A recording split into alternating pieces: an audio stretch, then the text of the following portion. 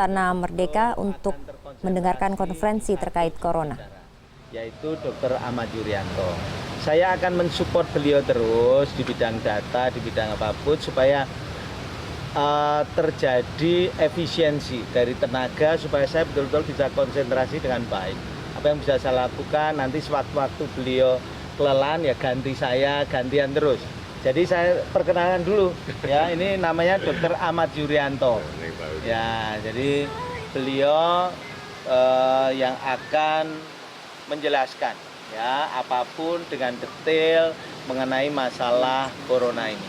Nah, sementara itu yang bisa saya sampaikan arahan dari Bapak beliau untuk hal sifatnya teknis maupun apa perkembangan sesuatu, Dr. Ahmad Yuryanto akan menjelaskannya. Silakan, Pak. Nah, mungkin rekan-rekan sekalian, kita akan mengawali dengan situasi global aja dulu. Bahwa dalam kondisi sampai dengan hari ini kita tahu kasus COVID-19 ini di mainland-nya, berarti di Cina, ini sudah mulai menunjukkan angka menurun. Bahkan tambahan kasus pada hari kemarin itu hanya 120 kasus, ini artinya jumlah terkecil di dalam peristiwa kejadian ini sejak di Januari, makin menurun. Tetapi kemudian yang menjadi permasalahan adalah bahwa kasus di luar Cina makin naik.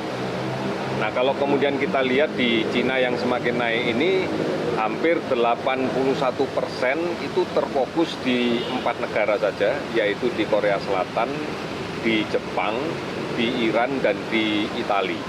Ini yang menjadi permasalahan yang kita harus hadapi sekarang. Namun kalau kemudian kita lihat dari tren kesakitannya, kecenderungan sekarang adalah banyak sekali ditemukan kasus positif COVID-19 dengan gejala klinis yang minimal, yang tidak lagi gambarannya seperti pada saat awal-awal di Cina, apalagi di Provinsi Hubei. Beberapa kasus bahkan kita temukan tanpa gejala. Kita temukan kasus positif, confirm laboratoriumnya, tetapi tanpa gejala sama sekali. Pola-pola seperti ini harus kita cermati betul. WHO juga melakukan betul-betul penelitian yang lebih dalam tentang ini, karena ini akan mewarnai tentang bagaimana strategi semua negara untuk mencegah masuk kepada negaranya masing-masing. Pola ini hampir mirip dengan apa yang terjadi di 2002 pada waktu corona yang berasal dari strain yang lain yang kita kenal sebagai SARS, yang dalam 2,5 tahun kemudian pelan-pelan menjadi menghilang penyakitnya dan menjadi seasonal flu. Ini juga akan menjadi sesuatu yang kita cermati. Kembali pada kondisi kita yang positif kemarin, pagi tadi kami mendapatkan laporan, setelah kemarin kami juga sempat melihat sendiri, tadi pagi belum sempat melihat, bentar lagi saya akan lihat karena ke rumah sakit. 2 orang warga negara kita yang confirm positif, kondisinya bagus, tidak menggunakan selang oksigen karena memang tidak sesak, tidak memerlukan infus karena memang tidak ada kedaruratan, dan kemudian keluhan terakhir ini hanya masih batuk, tidak panas sama sekali. Ini yang kondisi fisiknya.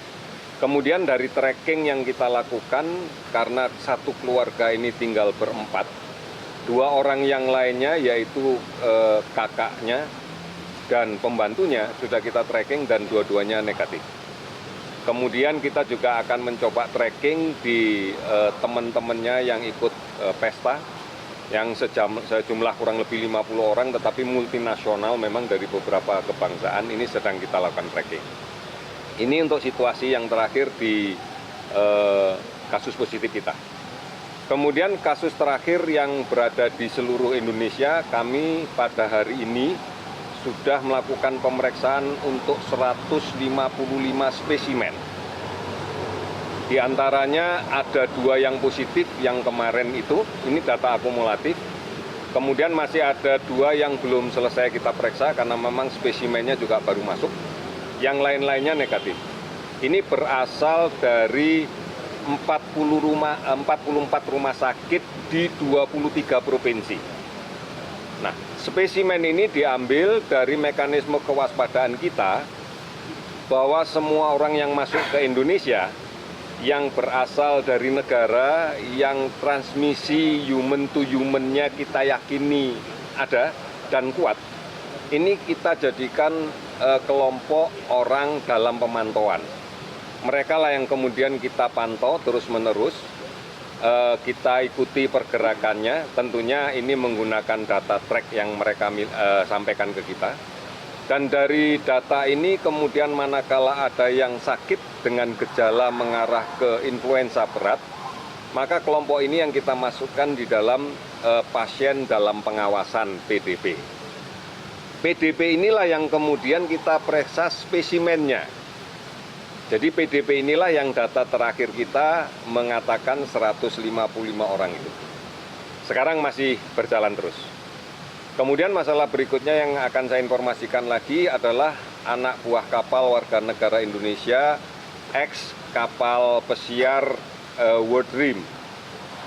Dia sudah hari ke-6 berada di Indonesia, 188 seluruh spesimennya sudah kita periksa dan negatif.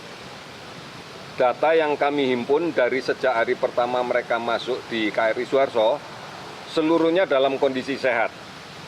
Pemantauan yang dilakukan adalah melalui pemeriksaan kesehatan tiap 12 jam, dari pagi, kemudian dan di sore hari atau malam hari setelah selesai makan.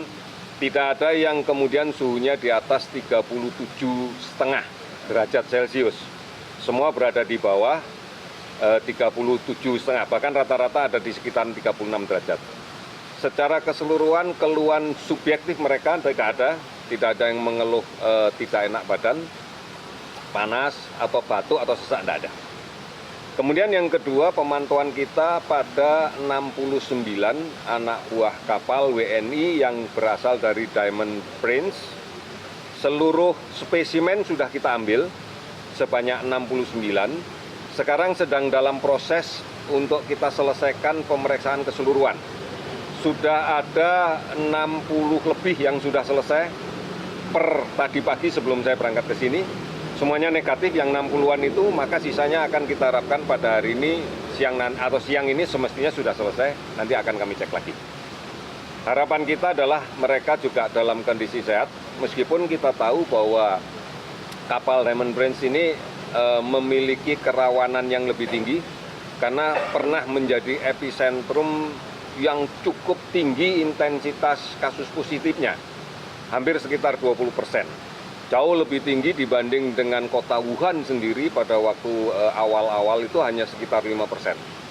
Dan kemudian juga kerawanannya bahwa kapal ini adalah dalam ruang yang terbatas, yang tertutup kompartemennya, dan ini memiliki kemungkinan untuk terjadinya penularan human to human yang sangat kuat, karena kita tahu juga ruangan kapal itu sempit, sehingga keseluruhan paling memungkinkan adalah terjadi kontak dekat. Ini update yang terakhir yang kami dapatkan.